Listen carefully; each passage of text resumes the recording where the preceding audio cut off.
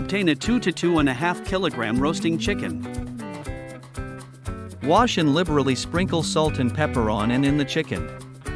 Truss the chicken. Place the chicken, breast side up, in an oven-proof pot. Roast chicken in a 450-degree oven. Approximately 55 minutes.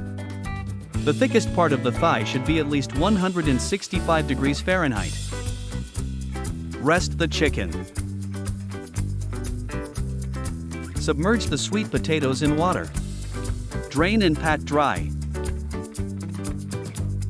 Add oil to a pot. Heat to 365 degrees.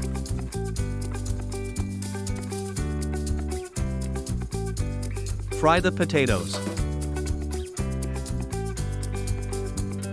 Add 1 tablespoon of cornstarch to a 1/4 cup of water. Heat the juices and stir in the cornstarch thickener. Add gravy browning. Cut the chicken in half and half again.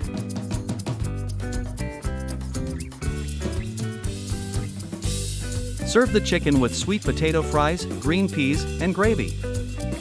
Enjoy! Please like and subscribe.